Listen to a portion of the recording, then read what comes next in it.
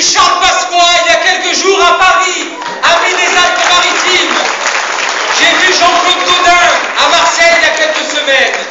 Et j'ai vu celles et ceux qui sont autour de la tribune, ici, qui, comme toi, connaissent les drames vécus au quotidien par les Français et savent les comparer au séminaire de quelques bobos parisiens. Voilà la réalité. Alors mes amis, puisqu'il nous faut choisir un chef et que nous sommes entre amis et que, comme disait Jacques Chirac, un chef c'est fait pour cheffer, je vous propose que l'on se pose deux questions et puis je laisserai la parole à celles et ceux qui ont plus de talent que moi. Fallait-il ou non imposer une loi sur l'interdiction du port de la burqa? Oui ou non? Il faut dénoncer toutes les formes de racisme parce que c'est insupportable. Mais enfin, ne fallait-il pas dénoncer le racisme anti-blanc aussi? Oui ou non? Ne fallait-il pas, mes amis, demander depuis longtemps l'abrogation de cette loi Aubry sur les 35 heures si néfaste au PME? Oui ou non? Eh bien alors, mes amis, nous pensons tous la même chose. Et si j'ai choisi de soutenir Jean-François Copé, c'est parce que je me suis posé ces questions. Et que quand on se pose ces questions, on décide toujours de choisir celui qui a choisi de dire les choses. Alors, pour finir ce soir, mon cher Jean-François, je suis infiniment content de t'accueillir dans cette belle ville de Nice. Ville symbole pour l'UMP. Ville symbole pour l'UMP parce que cette ville a accueilli, au début de l'été, l'association des amis de Nicolas Sarkozy. Et il y a quelques jours, son président, Brice Hortefeux, a choisi de te soutenir. Alors je voudrais, puisqu'il en parlera plus que moi, pour finir, et comme un symbole, mon cher Jean-François, t'offrir ce t-shirt. À quoi? Qui est un message?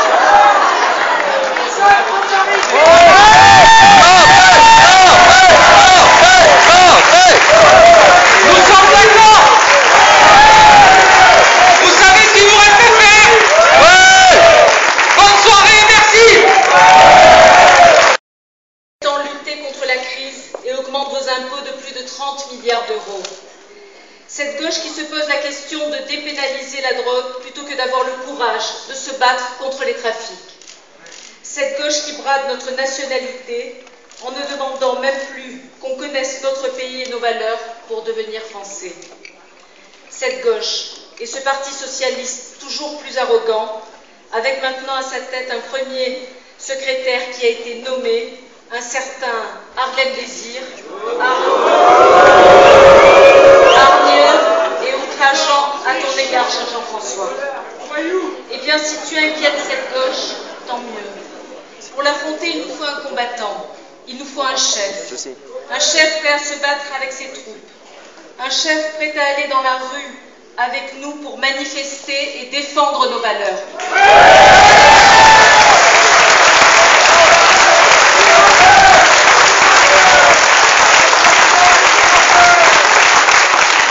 Ce chef, Jean-François, il faut que ce soit toi. Tu as montré que tu en as toutes les qualités à la tête de notre parti depuis 2 ans. Tu l'as aussi montré pendant la campagne de Nicolas Sarkozy que tu as si bien organisée. Tu le montres encore pendant cette campagne interne en parlant des vrais sujets qui préoccupent nos concitoyens. Et s'il y avait encore un doute pour certains, depuis le débat de jeudi, il n'y en a plus. Tu es le seul à avoir le courage d'aborder toutes ces questions.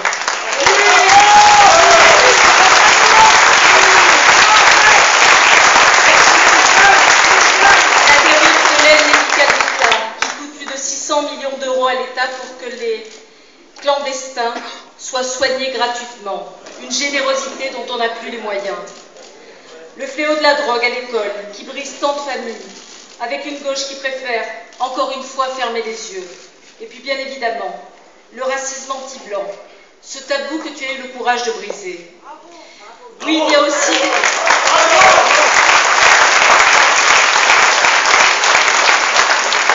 Il y a aussi des gens de couleur blanche qui souffrent dans nos villes et dans nos quartiers. Des gens qui doivent baisser les yeux, insulter le matin en sortant de chez eux ou le soir en rentrant. Pourquoi? parce qu'ils ne se convertissent pas aux règles de ce quartier. Ces histoires ne sont pas le fruit de l'imagination de quelques élus. C'est malheureusement le quotidien de certains de nos compatriotes. Nier cela, c'est tout simplement nier la réalité. Et on ne pourra jamais régler ces problèmes si on n'a pas le courage de les affronter. Un chef, c'est quelqu'un qui est capable d'encaisser les coups et de les rendre. Et Dieu sait que tu en as pris, mon cher Jean-François, pendant cette campagne, moi aussi d'ailleurs. Notamment de la part de ceux auprès de qui je n'ai pas accepté de faire allégeance dans ce département. Bravo.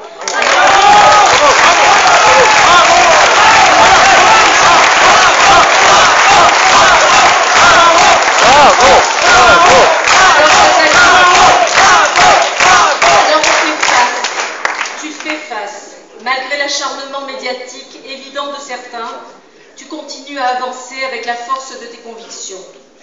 Pour te suivre souvent dans tes déplacements, mon cher Jean-François, je sais ce que sont les réunions comme celle de ce soir. Ce sont elles qui te ressourcent et qui te donnent l'énergie pour poursuivre cette campagne et nous emmener vers la victoire. Alors, chers amis, merci d'être si nombreux. Merci de votre soutien. Il est tellement important. Et puis, nous sommes privilégiés. Jean-François, tu es venu de nombreuses fois dans ce département. Tu es venu au mois d'août, au Canet, en septembre, chez Lionel, je le rappelais, maintenant, aujourd'hui, à Nice, et dans quelques jours, tu reviendras au Canet pour un grand meeting de fin de campagne. Ta fidélité à notre département est une grande marque de confiance. Elle nous rappelle celle d'un ancien président de la République, un certain Nicolas Sarkozy.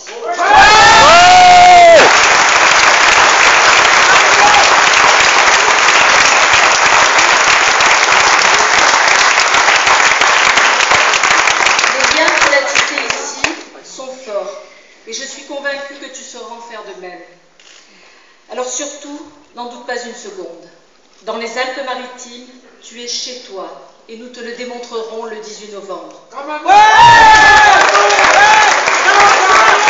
te le démontrerons en contribuant à la victoire que tu mérites. Une victoire pour faire triompher les valeurs que nous défendons. Une victoire pour redonner de l'espoir à notre famille. Une victoire tout simplement pour redonner de l'espoir à la France. Merci.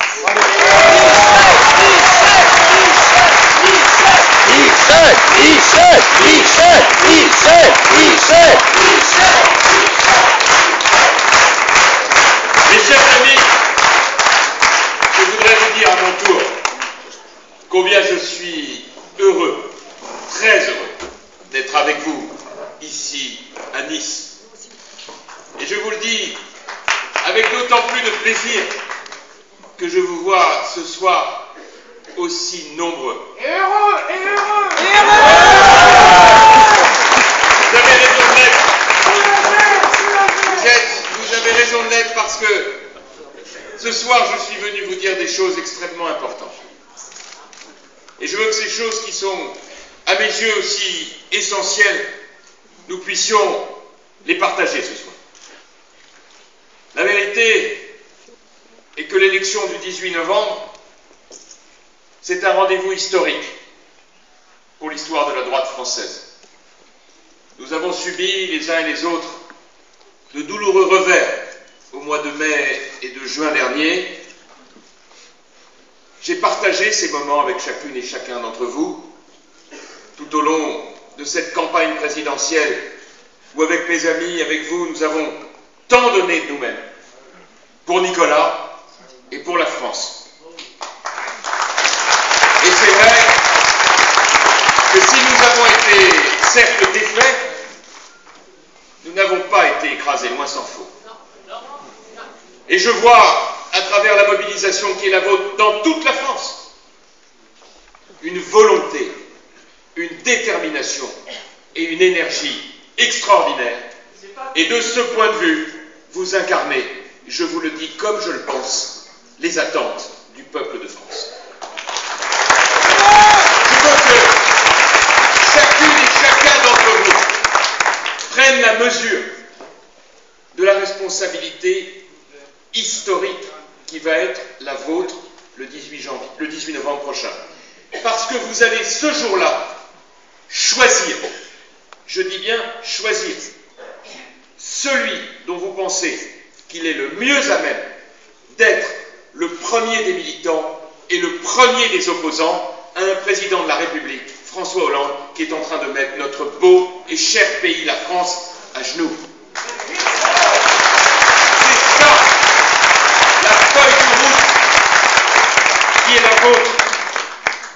Et je veux le dire avec d'autant plus de gravité qu'en près de 6 mois, François Hollande, par les décisions qu'il a prises, est en train de paralyser totalement l'économie française. Je le vois à Meaux, comme vous le voyez ici dans les Alpes-Maritimes. Il n'y a pas un entrepreneur, pas un artisan, pas un commerçant, pas une profession libérale, pas un ménage qui ne me dise « Monsieur Copé, on ne bouge plus, nous. Hein. Terminé. Hein. On n'en bouge plus, surtout pas. On ne consomme pas, on n'épargne pas, on n'investit pas, on n'exporte pas, on ne bouge plus. On ne sait même plus à quelle sauce on va être mangé. Chaque jour apporte son lot de taxes, d'impositions, de réglementations, de stigmatisation. Et il est vrai que de ce point de vue, François Hollande ne déçoit pas. Et je vous le dis d'autant plus que je pense que pour l'avenir, il sera bon que les Français nous croient pendant les campagnes électorales. Parce qu'on les avait prévenus. On leur avait dit, avant l'élection, aux uns comme aux autres, attention, si Hollande est élu président de la République, il fera un matraquage fiscal comme jamais. Attention, si Hollande est président de la République, il augmentera toutes les dépenses publiques les plus démagogiques. On l'avait dit, attention, il reviendra sur la retraite à 60 ans. Attention, il mettra par terre notre appareil nucléaire. Attention, il va lever le pied sur la sécurité. Attention, il va faire tout ce qu'il faut pour encourager le communautarisme. Et ainsi de suite. Dans tous les domaines de l'action publique, nous avions prévenu que le pire était à craindre. Dans ce contexte, et comme le disait Michel tout à l'heure, cette émission de jeudi dernier a, me semble-t-il, permis aux uns comme aux autres d'éclairer votre choix. À la fois en montrant, et vous l'avez vu, une très grande courtoisie et une relation extrêmement cordiale, évidemment, entre François Fillon et moi-même. D'abord parce que beaucoup de points nous rassemblent.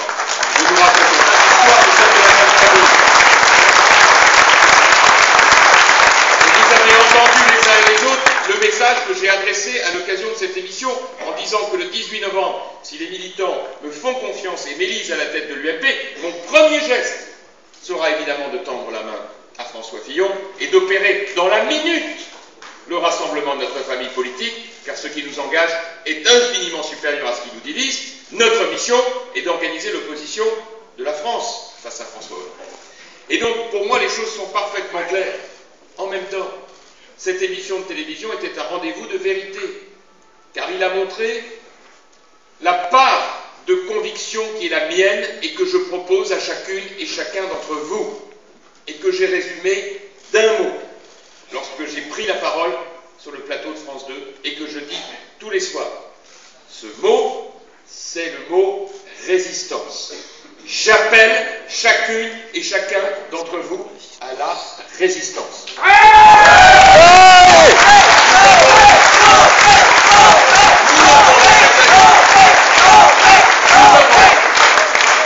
En face de nous, un président Hollande qui dispose de la totalité des pouvoirs dans notre pays. Je vous demande de mesurer ce que cela veut dire, le fait que la gauche ait la totalité des pouvoirs. Président de la République, gouvernement, il nomme à ce titre à tous les postes de l'administration française, directeur d'administration, préfet, TPG, recteur d'académie. Il est de la même manière, il dispose de la majorité dans les deux assemblées. La gauche est présente dans la quasi-totalité des régions, plus de la moitié des départements, une grande partie des villes françaises. Ils ont tous les pouvoirs. Le seul lieu, mes chers amis, la seule organisation qui peut aujourd'hui incarner l'opposition à cette mainmise de la gauche sur notre pays, c'est l'UMP. C'est-à-dire que c'est vous. Je demande donc que chacun d'entre vous comprenne la responsabilité essentielle qui est la vôtre, puisque c'est sur vos épaules que va reposer l'appel à la résistance. Je vous le dis d'autant plus que je vois bien maintenant comment François Hollande est en train de procéder. Le matraquage fiscal qu'il impose au forceps, qui lui permet de faire reporter à plus tard toutes les réformes courageuses de notre pays, se double d'un processus de stigmatisation systématique des catégories de Français les unes après les autres. Vieille technique de gauche qui rappelle le Robespierre d'autrefois. On décapite d'abord, on discute après.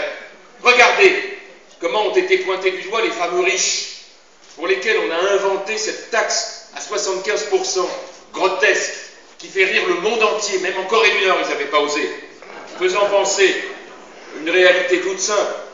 Personne ne la payera, car ceux qui ont les moyens seront partis depuis longtemps, avec leurs activités, avec leurs entreprises, avec leurs emplois qu'ils auront supprimés, de sorte que les 200 millions estimés sur 33 milliards d'euros, ça ne fera pas la maille, donc ça sera reporté sur le reste des Français, c'est-à-dire nous. Et comme ça ne suffit pas pour faire 33 milliards de hausse d'impôts, une fois qu'on a fini avec les riches, on fait qui? Les salariés. En taxant les heures supplémentaires, on interdit désormais à chaque Français de pouvoir travailler plus pour gagner plus. Et puis ça ne suffit encore pas. Alors on cherche qui donc peut être encore riche. Et là arrive sur la table le rapport que personne n'avait commandé. Un rapport extraordinaire qui démontre scientifiquement, un grand moment quand même, que le revenu moyen du retraité est de 45 € de plus par mois que le salarié. Donc les retraités sont des riches. Donc on va donc prendre l'argent des retraités puisqu'ils sont riches aussi. Et puis après on prend des catégories. Les commerçants, les artisans, les patrons de PME.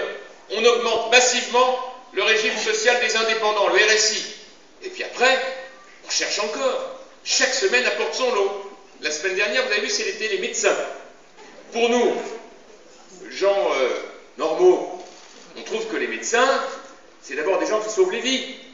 C'est d'abord des gens qui sont là quand on est paniqué par l'un des fléaux qui nous fait le plus peur, c'est-à-dire la maladie. Chacun sait que les médecins en France sont reconnus pour leur excellence dans le monde entier. Les médecins en France incarnent des professionnels compétents pour lesquels on demande un niveau d'études considérable. Mais voilà, aux yeux de la gauche, les médecins français, ça n'est pas tout ça. Les médecins français, c'est des riches. Alors qu'est-ce qu'on fait la semaine dernière? On les pointe du doigt. Et on met sur leur dos les 2 malheureux pourcents qui font des dépassements d'honoraires importants, et on explique que c'est eux maintenant qu'on culpabilise. Cette semaine, on va s'occuper de ceux qui ont des voitures à grosse cylindrée, parce que c'est des pollueurs. Alors c'est pour leur outil de travail, mais on vient de faire voter la diminution par 2 de l'avantage fiscal, et en plus à titre rétroactif, en vertu du principe que ce sont des pollueurs, donc des riches. Vous voyez, mes chers amis, comment assez rapidement François Hollande est en train de déstructurer la société française. Mais il y a pire encore. C'est la question de la sécurité. Et c'est le maire de Meaux qui en parle ici. Vous le savez, moi je suis maire d'une ville qui a 53% de logements sociaux et qui incarne la réalité de la France d'aujourd'hui dans sa diversité. Je vois bien ce qui est en train de se passer. Quand François Hollande a envoyé au début du mois de septembre tout le gouvernement goguette, Jean-Marc Ayrault compris, avec le désormais célébrissime Manuel Valls, avec ses 195% de popularité positive. Il est de droite, hein, normal. Manuel Valls en tête, lève son poing et dit: vous allez voir ce que vous allez voir, on va s'occuper des délinquants. D'accord. Sauf qu'à l'arrière de la maison, il y a la garde des Sceaux, qui, elle, pendant ce temps-là, fait le vrai boulot. J'appelle votre attention sur le fait qu'elle a un chef. Hein. C'est le chef qui est en charge. Donc elle fait le vrai boulot. Parce que pendant qu'à l'avant, on dit ce qu'on va faire, à l'arrière, on fait. Suppression de la loi sur les peines planchées. Suppression des tribunaux correctionnels pour mineurs délinquants multirécidivistes. Suppression de la loi sur la rétention de sûreté pour les criminels les plus dangereux. Suppression du programme de construction des places de prison. Bref, en quelques semaines, c'est le retour à la culture de l'excuse et l'idée selon laquelle on met le délinquant en haut du podium parce que c'est lui qui est victime de la société et qu'on met sous le tapis le drame que vivent les victimes. Voilà comment, en 5 mois, on anéantit 10 ans de politique pour la sécurité de nos concitoyens, initiée par Nicolas Sarkozy. Et il y a un sujet qui est au moins aussi grave, qui est la question du communautarisme. Et je veux vous le dire ici, parce que je n'ai pas fait toutes ces années d'engagement au service de mon pays comme vous, je n'ai pas reçu de mes parents et de mes professeurs l'éducation que j'ai reçue sur les valeurs de la République pour laisser un pouvoir socialiste faire monter le communautarisme, c'est-à-dire la négation même de l'idée que je me fais de la République française. Mettons-nous d'accord sur les termes. Mettons-nous d'accord sur les termes. Communauté, communautarisme. Communauté. Personne ici ne peut être choqué d'appartenir à une communauté. Attendez, communauté philosophique, politique, l'UMP est une grande communauté, religieuse, sportive, culturelle. Il n'y a aucun problème avec cela, à une condition. C'est que les règles qui régissent le fonctionnement de la communauté sont toutes subordonnées aux lois de la République. Bravo, bravo. Qu'est-ce que c'est le communautarisme? Le communautarisme, c'est cette idée selon laquelle les règles d'une communauté pourraient s'affranchir des lois de la République.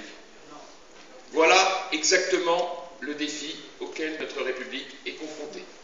Il y a 3 ans, avec Marc Philippe, avec Michel, avec Lionel, nous, députés de la République, nous sommes montés à Paris à mon initiative pour porter un texte de loi interdisant le port de la burqa dans notre pays. Si je l'ai fait, et vous le savez les uns comme les autres, c'est en considérant qu'il s'agissait là de quelque chose qui n'avait rien à voir avec des pratiques religieuses. Que je sache, aucun livre sacré d'aucune religion ne prescrit que les femmes doivent avoir un masque intégral qui dissimule totalement leur visage et leur identité.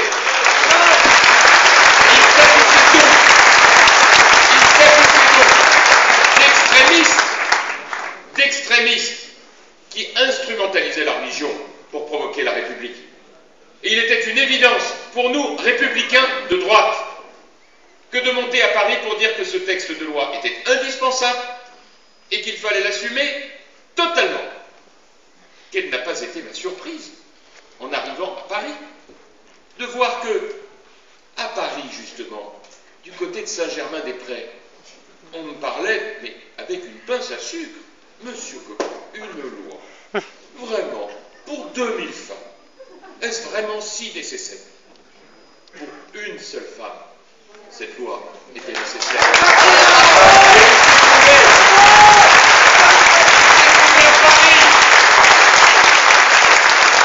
Il s'est trouvé à Paris des bien-pensants, venant nous donner des leçons de morale sur tout, considérant que c'est eux qui savent, pendant que c'est nous qui le vivons.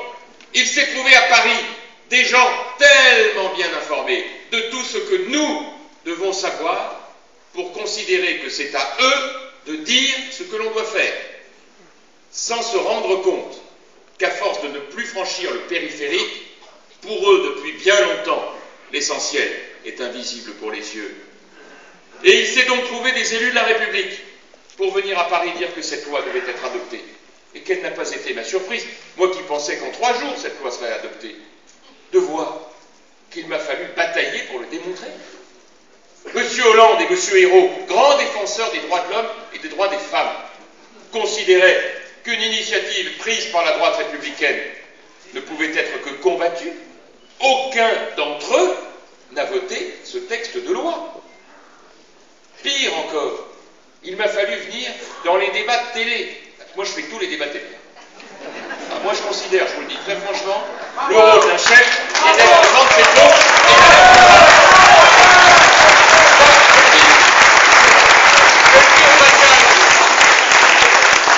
Je le dis au passage pour que ce soit bien clair pour tout le monde. Si vous voulez, à la tête de l'UMP, quelqu'un qui fait 3 minutes aux 20h de TF1 tous les 6 mois et qui après disparaît, ne votez pas pour moi.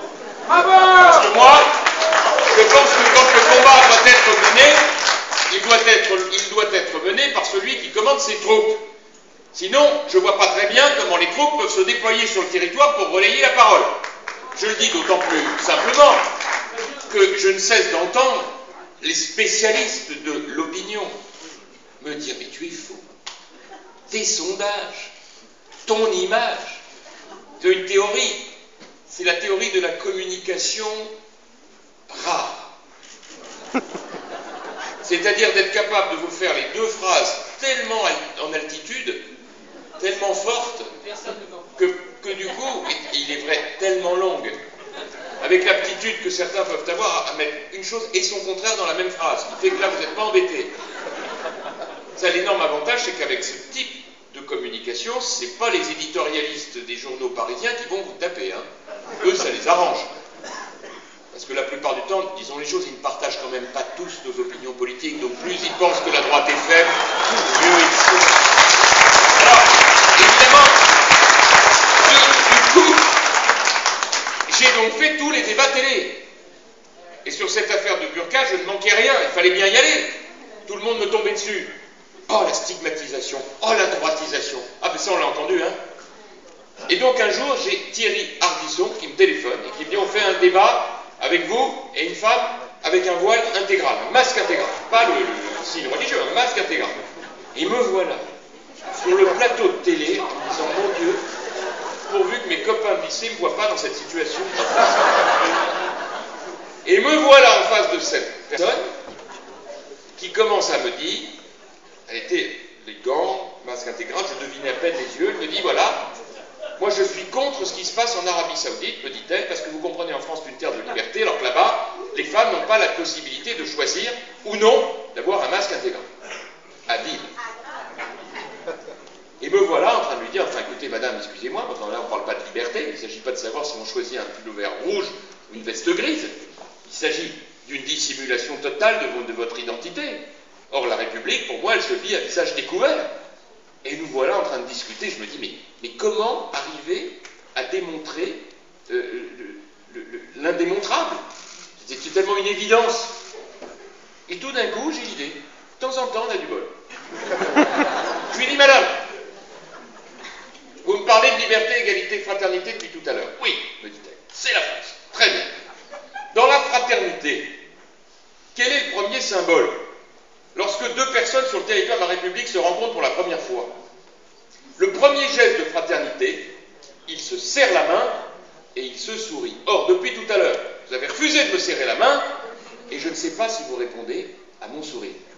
J'avais gagné le débat, mais à quel prix?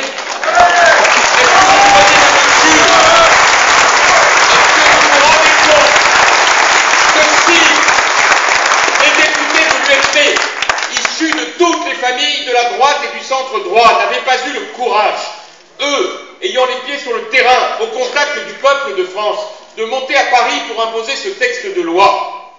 Ce phénomène aurait été tout simplement banalisé pour la plus grande satisfaction de celles et ceux qui préconisent le communautarisme et qui veulent ainsi provoquer la République.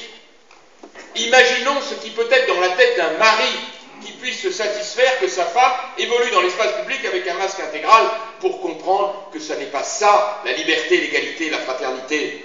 Et de voir que la gauche bien pensante ne s'en était jamais émue. Pire encore, que c'était moi qu'elle critiquait, alors que j'attends des républicains, qu'ils soient de gauche ou de droite, qu'ils soient rassemblés dans ce combat. En dit long sur l'état du politiquement correct de la gauche bien pensante que je vous demande de combattre avec moi.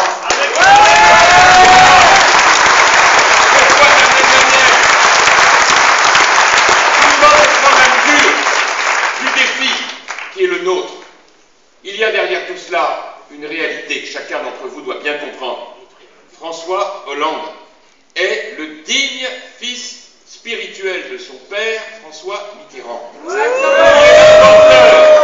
qui est l'inventeur de ce piège qui consiste à construire une alliance objective entre la gauche et l'extrême droite.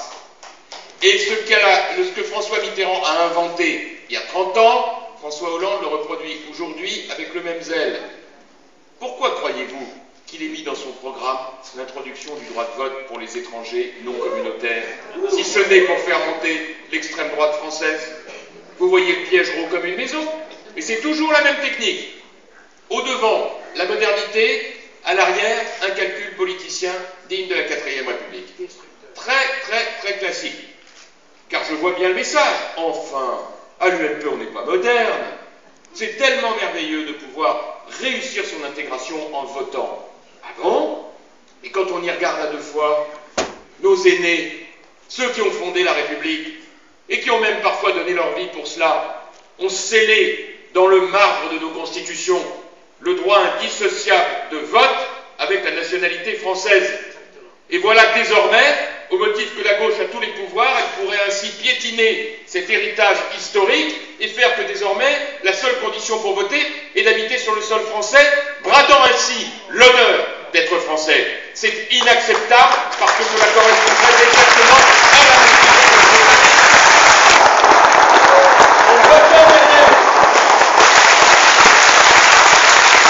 On revient derrière le handicap pour mettre en place. La table suivante, c'est quoi? C'est que n'importe quel candidat démagogue dans une élection municipale dira « Votez pour moi ». Et vous aurez alors des accommodements avec les pratiques de la République. Ce sera très simple alors de mettre en place ce système qui permettra, ici ou là, des menus dans les cantines, ou bien que le jour du maire s'accommode à telle ou telle demande. Vous voyez, mes chers amis, comment le danger qui consiste à porter atteinte à la cohésion de notre République peut se placer dans ce type de projet démagogique si nous ne le dénonçons pas. Et comme tout est organisé pour expliquer que nous ne sommes pas modernes, que nous ne comprenons rien à la société française, pour nous faire taire à travers des critiques systématiques de tous nos propos, voilà pourquoi j'en appelle à la résistance par-dessus les observateurs, les médias, les commentateurs qui à Paris n'ont absolument aucune envie que l'UMP renaisse de ce combat où ils ont été défaits. Voilà ce qui m'amène à vous dire la chose suivante. Et c'est pour moi très important de vous le dire. Cette élection du 18 novembre est en réalité pour vous un rendez-vous de vérité et de décision. Car en face de nous, le président Hollande n'a qu'une idée en tête, mettre sur la table toute une série de sujets pour nous diviser et nous fracturer, afin de faire oublier que pendant ce temps-là, il ne fait pas les réformes pour le pays. Regardez la réforme de l'école, qui est capitale pour nous. Il y a quelques semaines, il me dit « je vais faire un grand discours sur l'école ». Ah ben je me dis formidable, il a compris que c'était important. Et il y a des choses à faire à l'école, hein. Moi je me bats depuis des années pour dire qu'il faut lutter contre l'illettrisme à l'entrée en 6e, qui est un élément majeur. Je demande que l'on mette en place un système d'évaluation pour les gosses en CM2, pour qu'ils puissent savoir correctement lire, écrire, compter. Et que si ce n'est pas le cas, on met en place un plan hors sec pour les leur permettre, plutôt que de les envoyer dans l'univers impitoyable du collège dans certains quartiers. Je demande que le chef d'établissement soit véritablement le chef de son établissement, et notamment au collège, lieu de toutes les difficultés, qu'il puisse choisir ses équipes pédagogiques, qu'il puisse adapter le projet pédagogique au quartier dans lequel il se trouve. On sait très bien qu'on n'a pas les mêmes populations selon les quartiers dans lesquels on se trouve. Et qu'enfin, il soit évalué sur ses résultats. J'ai eu à mot la situation d'un principal de collège dont chacun voyait qu'il n'était pas en situation de faire, débordé par les événements, pour lesquels il y avait des situations de violence qui nécessitaient de l'autorité, et cette personne était incapable de le faire. Sauf que, protégé par les points d'ordinateur et l'accord syndical, il n'y avait jamais de promotion pour lui. Moyennant quoi, il ne bougeait pas. Et moyennant quoi, on a eu tous les problèmes. Je demande que dans ce domaine, on soit capable d'assumer une réforme. Comme de la même manière, on pose le problème de l'apprentissage, les amis. On ne peut pas continuer comme ça. Nous avons 600 000 apprentis en France, là où les Allemands ont 1 600 000 apprentis. Les nôtres gagnent au maximum 800 € par mois, les leurs 1 800 € par mois. Mieux encore, un apprenti en Allemagne est considéré, il est tout le temps sur le podium, et il sait qu'il peut revenir à l'université à tout moment. En France, celui qui est dans l'apprentissage, on commence par lui expliquer qu'il va rater sa vie. Au nom de quoi ne peut-on pas être capable dans notre pays de valoriser autant le métier que le diplôme? La vérité, c'est que le diplôme, c'est le métier qui fait carrière.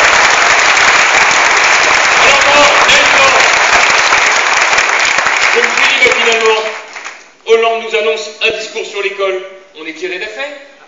Il va enfin emprunter le courage politique. Tu parles. Cannabis. La vérité, c'est qu'il a pris la parole d'abord pour confirmer qu'il y aurait 4 jours de plus de vacances à la Toussaint. Ça doit faire plaisir aux syndicats, mais enfin, c'est de méconnaître la réalité de la société française. Hein. Parce que les parents, aujourd'hui, pendant la Toussaint, ils ne savent pas du tout quoi faire de leurs enfants. Donc on leur rajoute 4 jours de plus, je vais vous dire, c'est simple. Hein. C'est vous dire la déconnexion. Deuxièmement, il nous explique que sur l'école, en vérité, il va supprimer les notes, pour être vraiment bien sûr qu'il n'y a personne qui sort du lot. Mais il va encourager les devoirs à l'école, comme ça il sera vraiment certain que les parents ne sauront absolument pas du tout ce que font leurs enfants à l'école. Comme si on n'avait pas ce problème. Voilà la réforme de l'école vue par François Hollande. Et tout est ainsi, mes chers amis. C'est vous dire combien nous devons, nous, très rapidement, mettre les choses en place pour construire une opposition qui ne laisse rien passer. Comme de la même manière, parce qu'on peut faire la remarque à tous les étages, on se garde bien de dire le moindre mot sur la question de la compétitivité. Je recommande la tragicomédie de ce rapport gallois. Non mais un grand moment. Monsieur Gallois, éminent industriel français, que l'on désigne parce qu'on nous dit qu'il est de gauche. Je vois d'ailleurs pas en quoi il est de gauche, mais enfin, il paraît qu'il est de gauche. Très bien, ça doit les rassurer, j'imagine. Enfin, on lui demande un rapport sur la compétitivité. Ben, qu'est-ce que vous voulez? Il fait un rapport sur la compétitivité. Donc il se prépare à l'écrire. Moi d'ailleurs, je prends mon téléphone, je dis Monsieur Gallois, Jean-François Copé, UMP. Ah oui? Oui, je me permets de vous appeler parce qu'on serait très heureux, nous, à l'UMP, que vous nous receviez pour vous parler de nos propositions sur la compétitivité. C'est des sujets qui nous passionnent, parce que nous, on aime la France. Monsieur Gallois, il m'a dit, oh là là, non, mais Monsieur Copé, moi, je n'avais pas du tout prévu de vous recevoir. Ben, je lui ai dit, non, c'est pour ça que je vous appelle. Alors, il me dit, ah, mais non, mais ça, je ne peux pas vous répondre comme ça. Mais je lui dis, pourquoi? Mais je suis débordé. Mais je lui dis, je m'adapte. J'ai rien à faire. Ah, il me dit, écoutez, je ne peux pas vous répondre comme ça, je vous rappelle. Je lui dis, oui, Monsieur Gallois, quand? Il me dit, dans 2 jours. J'ai 2 jours pour réfléchir, pour savoir s'il me... Il me dit, oui, parce que, du coup, je vais être obligé de recevoir tous les autres partis politiques. Bon, je lui dis, si vous ne recevez pas Mélenchon, c'est pas dramatique, hein. 2 jours passent. Il me rappelle. Moi, j'étais sûr que c'était pour me fixer la date. Il me dit, je ne vais pas pouvoir vous recevoir. Je dis, ah bon? Il me dit, non, je ne vais pas recevoir les partis politiques. Il lui a fallu 2 jours pour avoir les consignes du Politburo. La vérité, mes chers amis, c'est que j'ai compris après pourquoi il n'allait pas me recevoir. Dans son rapport, il y a les propositions de l'UMP. La vérité, c'est que qu'est-ce qu'il a besoin de proposer sur la compétitivité? Tout ce que les socialistes ne veulent pas faire.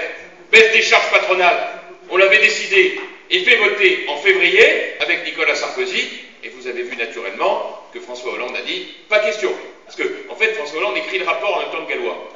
C'est-à-dire que vous posez une question à propos du rapport Gallois sur la compétitivité, non pas à Gallois, mais au gouvernement qui dit non, ça n'y sera pas. Mais comment vous le savez, c'est pas vous qui l'écrivez? Si. Voilà, donc c'est comme ça sur tous les sujets. Et je recommande la perle absolue, c'était ce matin.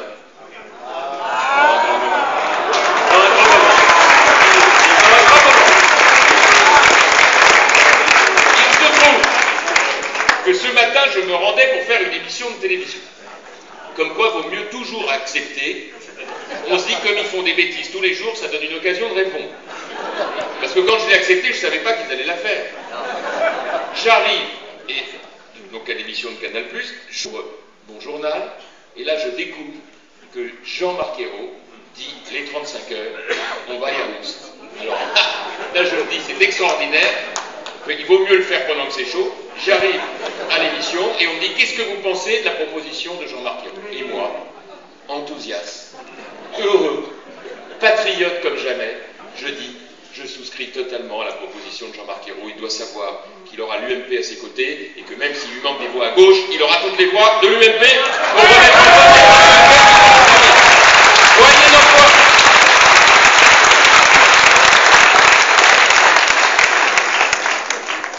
Ça me permet pour le même prix de dire aux journalistes qui me disent tout le temps vous êtes très négatifs, bien écoutez, vous ne pouvez pas dire que je ne suis pas constructif. Franchement. Attendez, on propose, et j'en rajoute, vous connaissez mon esprit de nuance dans ces cas-là, je dis mais d'ailleurs, s'il propose une baisse de dépenses publiques, s'il propose une baisse d'impôts, je la voterai aussi. Et donc, qui irait, je termine mon émission et je rentre dans la voiture. Et là, je mets la radio.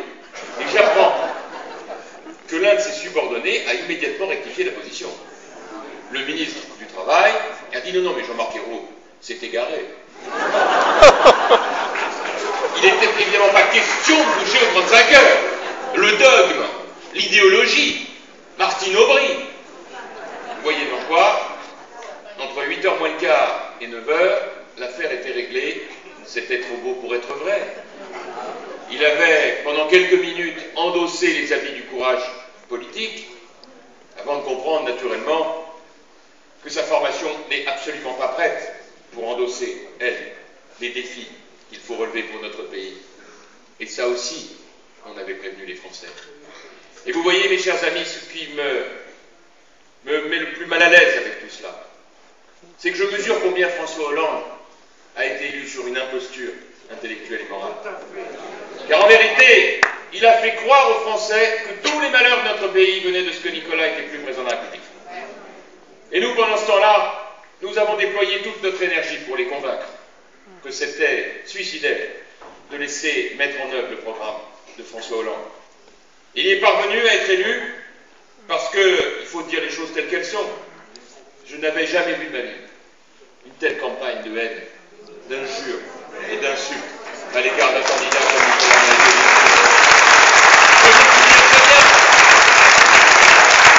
Je me souviens très bien de cette époque.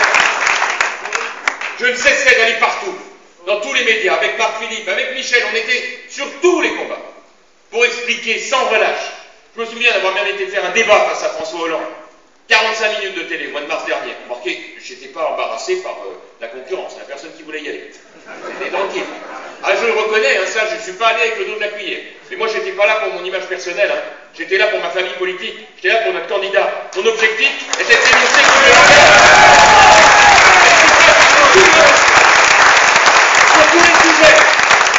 Sur tous les sujets, François Hollande était dans le double langage dans les questionnements que je faisais. Le nucléaire, la sécurité, l'immigration, les impôts, même l'OTAN, il n'arrivait pas à trouver une position claire. Le problème, évidemment, c'est que personne n'avait envie de le démontrer. Et que nous, nos propositions étaient systématiquement déformées, critiquées, dévoyées, tandis que pendant ce temps-là, on ne disait rien des leurs. Lorsqu'au début du mois de septembre, je ne sais pas si vous vous souvenez de ça, il y a eu une d'un journal L'Express, un grand moment, on voyait la photo de Hollande évaporée, et au-dessus, il y avait un titre, « Et si Nicolas Sarkozy avait eu raison ?» Un moment. Et je peux croire un journaliste qui vient me voir, Guy Ray, il dit « Voyez, hein, vous avez beaucoup critiqué pendant la campagne, vous expliquez que les journalistes, ils critiquaient Nicolas Sarkozy, bah regardez, là, cette fois, c'est Hollande. » Ah, je dis « C'est vrai, là, je reconnais. » Ah, sur ce coup-là, puis bon, je ne veux pas me mettre mal tout le temps avec eux. Je dis, oui, je peux me permettre une petite remarque, très gentille, juste pour le débat, pour discuter. Oui, monsieur Copé, dites-moi, cette une, là, vous l'auriez fait avant le 6 mai. Vous auriez gagné du temps. Parce que il n'y en a pas un seul qui l'a écrit avant le 6 mai. Bon, vous le savez, on l'avait dit partout. Vous comprenez, mes chers amis, pourquoi, depuis le début de cette campagne interne de l'UMP, depuis le 26 août dernier, où j'ai annoncé ma candidature, à Châteaurenard, un moment extrêmement fort et important pour nous, vous vous souvenez? Et vous comprenez maintenant pourquoi j'ai pris la décision de déployer toute cette énergie pour venir vous voir, chacune et chacun d'entre vous. J'aurais fait 100 meetings d'ici le 18 novembre, dans toute la France, et ce pour une raison très simple, c'est que c'est à vous et à vous seuls que je veux parler. Parce que dans cette campagne, nous avons ensemble créé un lien exceptionnel, une fraternité d'armes que personne ne nous enlèvera jamais. Et moi je vous le dis, à Nice en meeting, comme à la Concorde, à Villepinte ou au Trocadéro, jamais je n'oublierai la mobilisation exceptionnelle qui a été la vôtre. Jamais.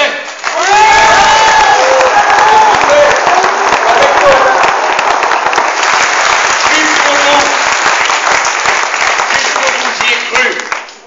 Et c'est vrai, je le reconnais, je n'ai pas aimé, comme sans doute beaucoup d'entre vous, qu'au lendemain du 6 mai, un certain nombre de nos propres amis, à qui Nicolas avait tant donné, se commettent dans des livres, des tribunes, des droits d'inventaire, pour venir expliquer les raisons de notre défaite, les mêmes qui, dans cette période de campagne interne, malheureusement, et qui n'ont pas décidé de me soutenir, se croient obligés pour plaire, de me taper dessus, et qui viennent expliquer « Ah, pendant la campagne, les militants n'étaient pas assez mobilisés. » À eux, à qui Nicolas avait tant donné, j'ai parfois envie de dire quel dommage que pris par vos fonctions tellement importantes, vous n'ayez pas trouvé quelques minutes pour venir avec nous faire campagne. Car alors, l'heure de calcul a fait le compte. Car la vérité, mes chers amis, c'est que si nous avions gagné, et il s'en est fallu de si peu finalement, si nous avions gagné, il n'y aurait pas eu de livre, il n'y aurait pas eu de droit d'inventaire, il n'y aurait pas eu de tribune, et les mêmes auraient été plus rapides que nous à demander les postes. Et les pires, c'est qu'ils les auraient eus d'ailleurs. Alors c'est vous dire combien dans cette période, je suis très lucide. Je peux même dire que j'ai un peu progressé en connaissance de la nature humaine. Car je vois bien que finalement, les seuls qui ne jouent pas, c'est vous. Parce que vous êtes au cœur du combat. Et si je parle aux militants et aux militantes comme je le fais, c'est parce que je sais qu'il ne sera pas de grande bataille pour la France sans chacune et chacun d'entre vous. Et c'est bien pour la France qu'il nous faut parler. Car c'est bien d'elle aujourd'hui, notre chère et pauvre France, qui est en danger. Lorsque je vois que François Hollande met sur la table ce dossier si difficile du mariage homosexuel et de l'adoption, je prends la mesure de la volonté qui est la sienne de diviser notre société. Et c'est pour ça d'ailleurs que je dis aux uns comme aux autres, ne tombez pas dans ce piège. Je suis moi-même, comme vous tous, engagé totalement dans la lutte contre toutes les formes d'homophobie, qui est à combattre avec la même force que toutes les autres discriminations. Mais dans le même temps, je suis moi, à titre personnel comme je le sais, majorité d'entre vous opposés au mariage homosexuel et à l'adoption. Et je vois bien ce qu'il y a derrière, car le danger, ce que personne ne dit, c'est la remise en cause de l'organisation de la famille dans notre code civil. Puisque ce que les Français ne savent pas encore, c'est que le texte que le gouvernement est en train de rédiger sans aucune forme de concertation avec qui que ce soit, va rayer la mention de père et de mère pour le remplacer par parent A et parent B, pour régler quelques dizaines de milliers de cas sans doute respectables, mais qui ne peuvent en aucun cas constituer la remise en cause de toute l'organisation juridique de la famille en France. Et je vois bien comment les uns et les autres vont essayer de nous séparer, de nous diviser, de nous opposer. La vérité, c'est que pendant qu'il met ça sur la table, il se garde bien de faire les réformes nécessaires pour notre pays, et que c'est cette lâcheté-là que je veux, avec vous, dénoncer. Voilà pourquoi je dis tous les jours aux militants que je rencontre, ne vous trompez pas, le 18 novembre prochain, il vous faut élire à la tête de notre parti quelqu'un qui n'a pas vocation à vous poser, dès le 18 novembre, le règlement du problème des primaires dans notre parti.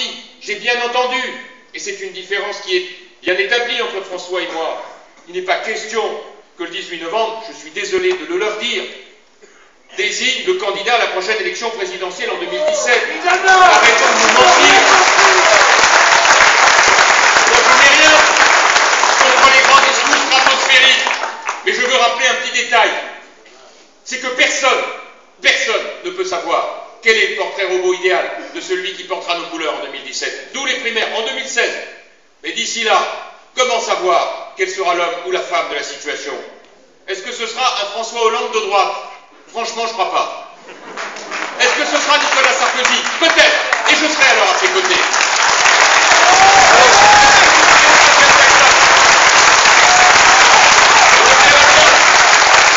Mais il y a une chose que je sais, et que je veux vous dire à chacune et chacun d'entre vous qui êtes des combattants pour la France, c'est que l'on ne gagnera pas 2017 parce qu'on a perdu 2012.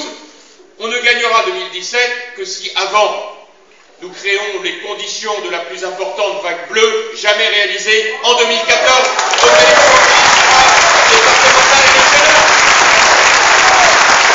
Et moi, mes amis, comme l'expérience qui la mienne, je veux vous emmener avec moi à la victoire en 2014. Je vais lancer le plus grand plan de recrutement jamais réalisé par un grand parti politique. Je vais, si je suis élu le 18 novembre, dès le lendemain, lancer un appel à la levée en masse, dans la grande tradition de la France qui n'accepte pas qu'on lui impose son destin.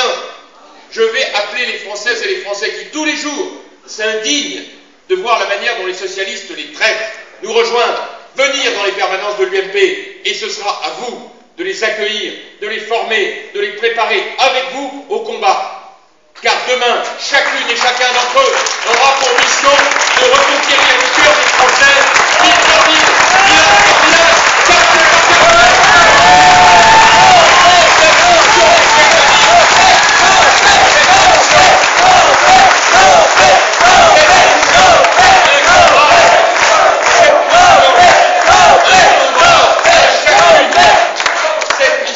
incombera à chacune et chacun d'entre vous, et il m'appartiendra, si vous me choisissez pour diriger notre parti, de vous proposer cette magnifique mission. Comme je proposerai une véritable révolution civique pour l'UMP. L'UMP, ça ne peut pas être simplement un lieu où on accueille des gens pour prendre des adhésions.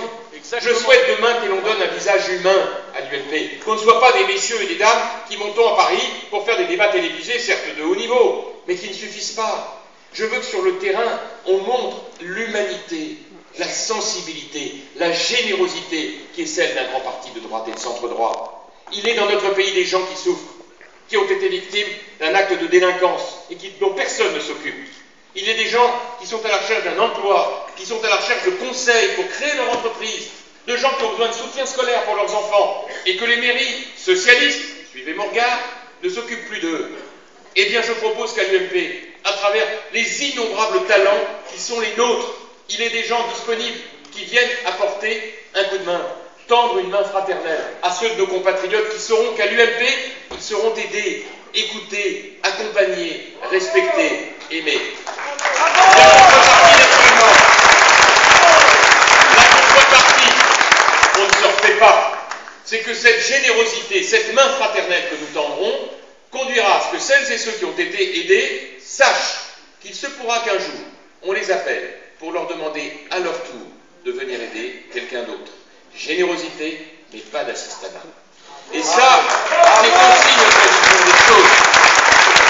De la même manière, si je suis élu président de l'UMP, et je vous le dis pour que les choses soient très claires, ce sera sur une ligne politique qui sera claire pour tout le monde.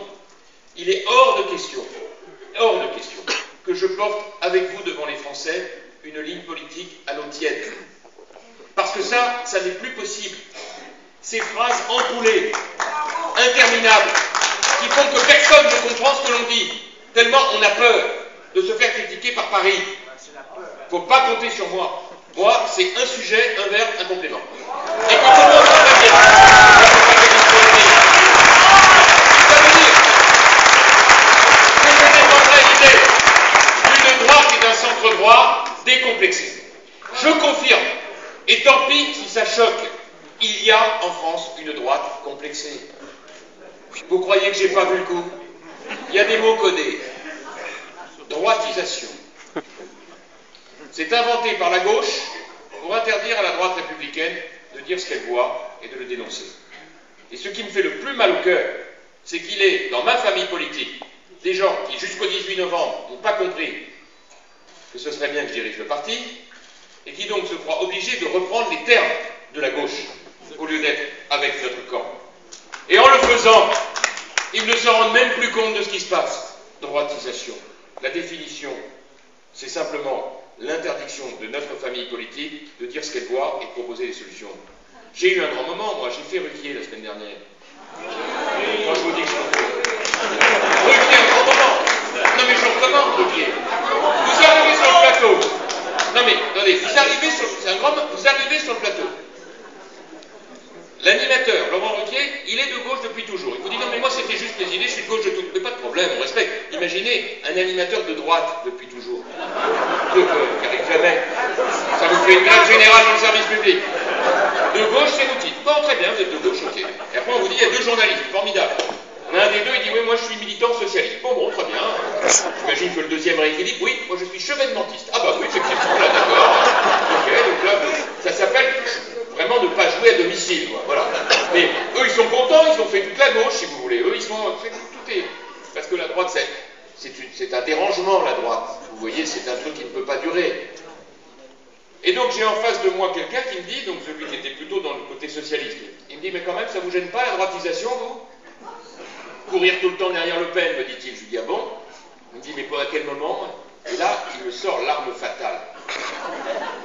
Il me montre la couverture de mon livre, Manifeste pour une droite décomplexée, où j'avais commis, et vraiment je ne sais même plus comment m'excuser, un crime absolu, qui est de prendre la photo des drapeaux tricolores du Trocadéro. Et donc, de mettre, me dit-il, le drapeau tricolore sur le livre. C'était donc que je voulais courir derrière le Front National. Est-ce que vous vous rendez compte, mes chers amis, que la gauche française, héritière de la tradition républicaine comme la droite républicaine, en est arrivée aujourd'hui à répudier le symbole du drapeau tricolore pour préférer la mise en cause de notre droite républicaine, dont l'honneur a pourtant toujours été de refuser l'alliance électorale avec l'extrême droite? Voilà où on en est réduit aujourd'hui. Pourquoi? Eh bien justement, parce que pendant des années, on s'est excusé d'être de droite. Le seul qui a su s'y opposer, c'était Nicolas lui-même.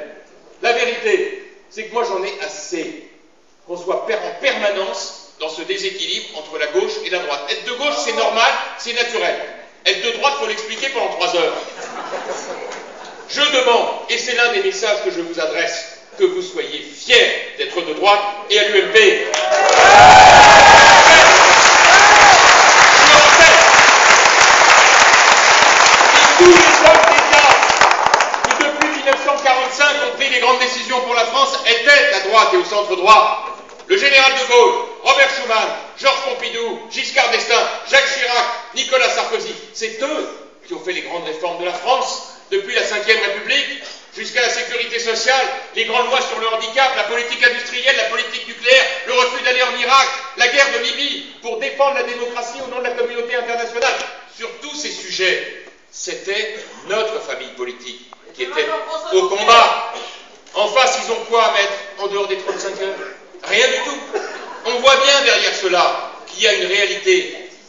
Et lorsque j'ai eu le malheur de dire que dans ce domaine j'assumais la fierté d'être de droite, et que de la même manière je le faisais parce que c'est vrai, nous refusons tous l'alliance avec l'extrême droite. Et je veux vous en dire un mot, parce que je crois que sur ce sujet, il faut que chacun comprenne bien la motivation qui est la mienne. Pourquoi on ne fait pas d'alliance électorale avec l'extrême droite? Première raison, parce que ça ferait exploser l'UMP. La totalité des dirigeants, des cadres et un grand nombre de militants quitteraient, moi le premier, un parti qui ferait une alliance avec l'extrême droite. Pourquoi? Eh bien parce que d'abord je veux quand même rappeler que la droite et l'extrême droite, en France, ça n'est pas la même histoire. Et que c'est pas parce qu'on va me dire que la fille serait mieux que le père, il faudra qu'on m'explique d'ailleurs comment, que ça change quoi que ce soit à notre histoire. Deuxième élément, on a entre nous des différences majeures, on ne va pas se raconter des blagues non plus. L'Europe, qui est pour nous un projet essentiel. Il y a des eurosceptiques parmi nous. Je le sais très bien, il m'arrive moi aussi d'en être. Mais enfin, en même temps, moi je suis pour qu'on soit dans l'Europe qui protège. Et Nicolas avait tout à fait raison, je suis désolé. Les Américains, ils se protègent. Les Chinois, ils se protègent. Et nous, je suis pour qu'on protège nos marchés, nos entreprises, nos citoyens, quitte à faire la chaise vide s'il le faut. Nicolas avait parfaitement raison. Mais c'est pas la même chose de dire cela que de dire qu'on est contre l'Europe et que, par exemple, on veut revenir de l'euro aux France, qui ferait totalement exploser notre économie et discréditer les signatures de la France. La grande différence, d'ailleurs, c'est que nous, on est un parti de gouvernement et pas eux. La grande différence, c'est que eux, en vérité, les problèmes des Français, ils en vivent. C'est leur fonds de commerce. Nous, notre fonds de commerce, c'est plutôt de les résoudre, les problèmes. La meilleure preuve, quand j'ai fait le texte sur la burqa, la première personne qui a dit qu'il ne fallait pas de loi d'interdiction de la burqa, je vous le donne en mille, c'était Jean-Marie Le Pen. Vous savez pourquoi? Parce que c'était une mauvaise nouvelle, on réglait un problème. Quand on règle un problème pour les Français, nous, la droite républicaine, c'est pour eux que ça devient un problème. Alors une fois que j'ai dit ça, je m'empresse de vous dire tout de suite la suite, pour qu'on soit bien au clair. Pas d'alliance, mais en même temps je préviens, moi, contrairement à d'autres de mes amis, je ne tendrai pas la deuxième joue. Voilà. Ça veut dire qu'en contrepartie, on parle des problèmes des Français. Et je n'ai donc eu aucun état d'âme, dans mon livre, à raconter ce qu'il en est de notre lutte contre toutes les formes de racisme, d'antisémitisme, de xénophobie, d'islamophobie, que l'on doit combattre au nom de la République. Mais à une condition, il est un racisme dont personne ne peut parler, et qui pourtant est une réalité à combattre comme les autres, et qui fait que dans certains quartiers ou dans certains immeubles, il ne fait pas bon d'être de couleur blanche. Et qu'en le disant, j'ai pris la critique des SOS racistes filiale du Parti Socialiste, qui considérait que la lutte contre le racisme était sa propriété privée. déposé, breveté. Et donc c'est à SOS Racisme, paraît-il, qu'il revient, et à eux seuls, de dire les racismes que l'on combat et les racismes que l'on ignore. Je venais les déranger. Eh bien qu'ils sachent que non seulement je continuerai de le faire, mais que je le ferai avec d'autant plus de force que pour moi la question centrale, c'est que tout le monde a dit qu'on était d'accord, qu'il fallait effectivement observer ces phénomènes, et que donc la seule question c'est est-ce qu'on en parle ou est-ce qu'on n'en parle pas. Je dis on doit en parler et trouver des solutions. Alors les solutions elles existent. À mots. À mots. Dans les quartiers les plus difficiles, et Marc-Philippe le sait, il a été ministre de la Ville aux côtés de Jean-Louis Borloo. J'ai cassé les tours. J'y ai mis des immeubles à taille humaine de 4 étages, accession à la propriété à côté des logements sociaux. J'ai mis 150 caméras de vidéosurveillance, 150 policiers municipaux, une zone franche pour détaxer les entreprises qui embauchent les gens du quartier. On y a mis de la culture, on y a mis du sport, on y a mis de la générosité. Pas d'assistanat, la générosité. Présent pour tous les habitants quand il y a un problème. Résultat, le Front National, qui à Meaux faisait 22% en 97, a fait 10% en juin dernier. À Meaux. Le 6 mai, Hollande faisait 54%, j'ai été réduit avec 60% dans ma vie. Ça veut dire quoi?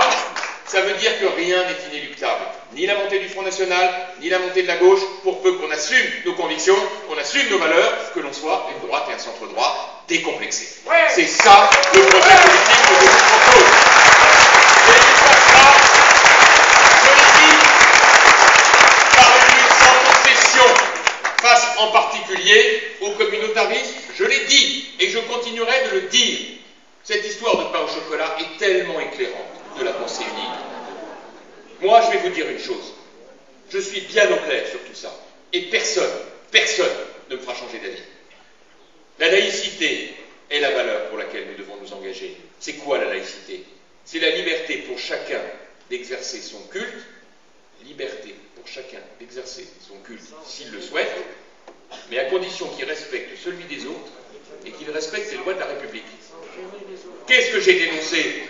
J'ai dénoncé des voyous qui en fait prennent prétexte de la religion pour commettre des actes de violence. Comme ce restaurateur passé à tabac, c'était dans tous les journaux en août dernier à Marseille parce qu'il servait à manger pendant la journée et qu'il a été passé à tabac par des voyous, alors que la religion ne devrait être qu'amour, tolérance et respect. Il en est qui l'instrumentalise pour de la violence. C'est cela, mes chers amis, que nous devons combattre. Le courage, mes chers amis, le courage de dire et de faire ce qui est nécessaire pour la France. Je ne suis pas de ceux qui seront au rendez-vous de la prudence. Le général de Gaulle, le 18 juin 40, ne s'est pas demandé s'il prenait des risques ou s'il était imprudent, il l'a fait. Nous devons nous référer à ces modèles qui ont fait notre histoire. C'est notre mission et c'est notre responsabilité. Nous sommes les dépositaires de cet héritage politique.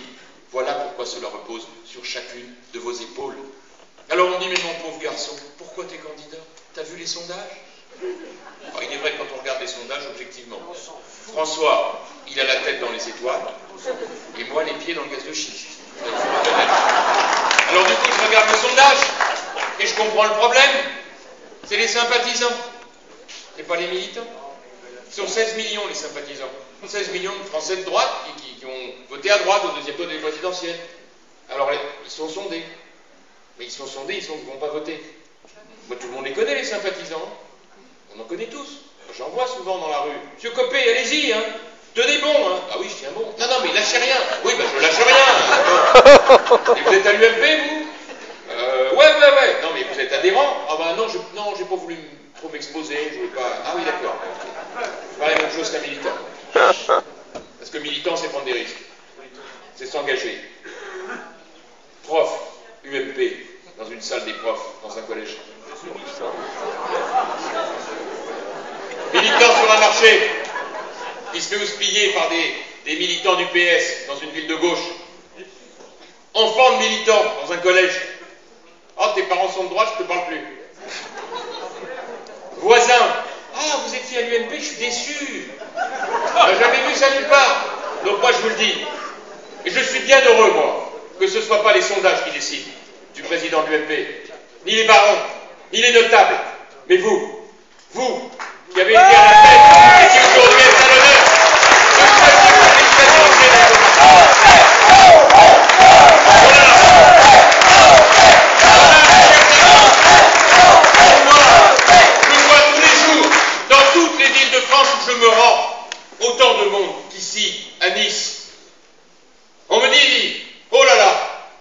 sais, dans ce coin-là, ils sont pas pour toi. Ah bon? Et qui donc?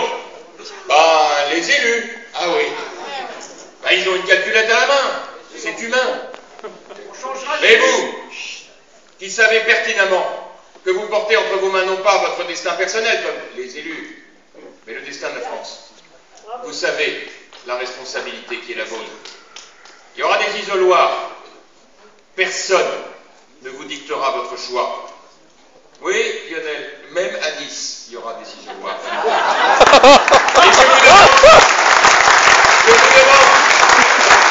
Et je vous demande de dire à celles et ceux qui ce soir n'ont pas pu venir, et dont j'avoue qu'objectivement, je ne sais pas où on aurait pu les caser parce que la salle est pleine, je vous demande de leur dire qu'ils doivent voter dans l'isoloir en conscience et en connaissance de cause pour celui dont ils pensent qu'il incarnera le mieux leurs convictions et leur espérance.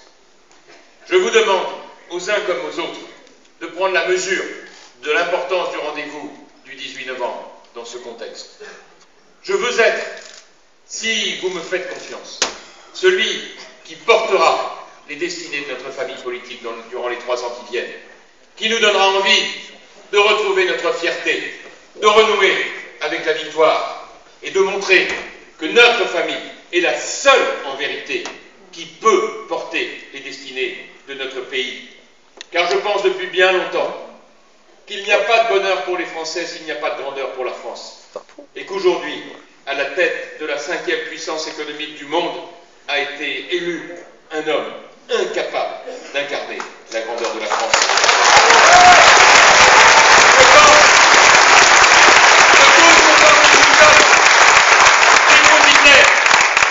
Les valeurs que nous ont transmises nos parents, héritiers de la famille politique qui est la nôtre, qu'elles viennent des centristes, cher Marc-Philippe, des libéraux, cher Michel, des gaullistes, cher Lionel, ou de celles et ceux qui nous rejoignent aujourd'hui, nous avons la mission signalée de nous retrouver ensemble pour aller parler aux Françaises et aux Français.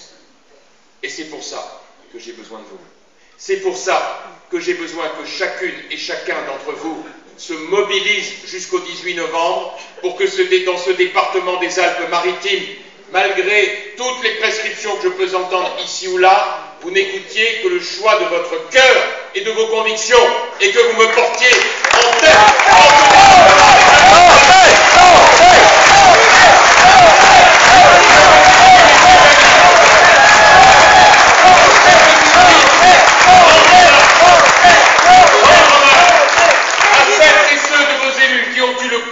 Et c'est bien le mot qui convient, malgré les pressions et les coups de téléphone inutiles, malgré les petites phrases blessantes qui ne sont pas dignes de la formation politique à laquelle appartiennent ceux qui les ont prononcées. Je veux ici rendre hommage à ceux qui m'entourent.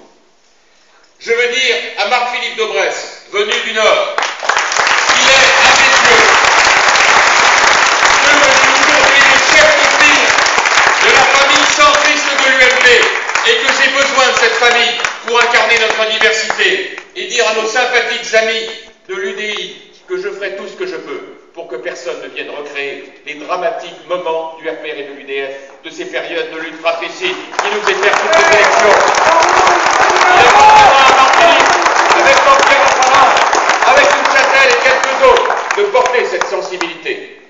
Je veux remercier Olivier Bettati de son courage. C'est pas toujours ça.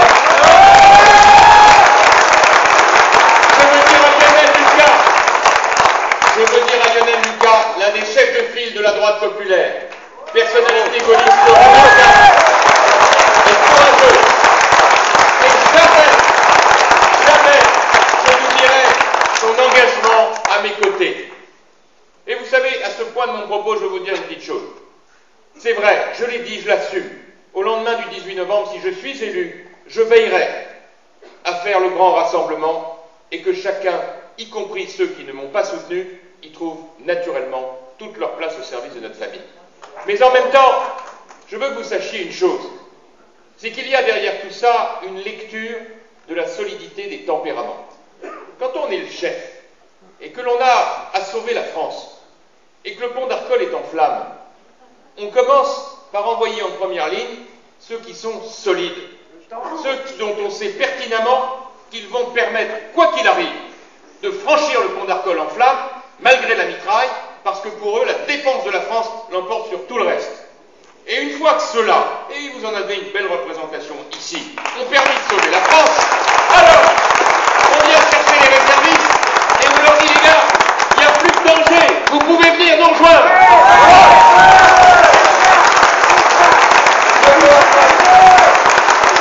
Je peux enfin dire à mon ami Michel Tabarot,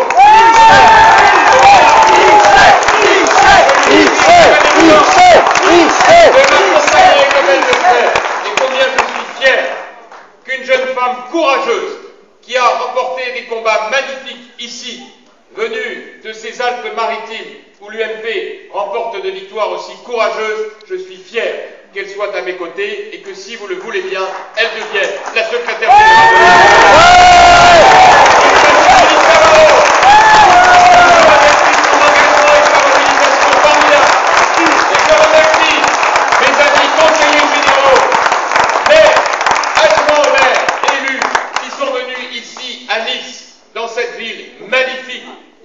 Remarquables ont été remportés par Christian Estrosi et Éric Ciotti. Je veux leur dire à l'un comme à l'autre qu'ils ne sont pas là ce soir pour les raisons que chacun comprend, qu'ils me manquent et que j'espère bien les retrouver à mes côtés au lendemain de notre victoire. Tout le monde dont nous avons besoin. Voilà, mes chers amis, j'ai besoin de chacune et chacun d'entre vous.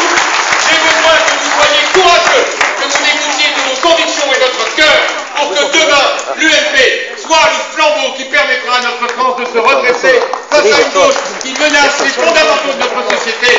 Nous serons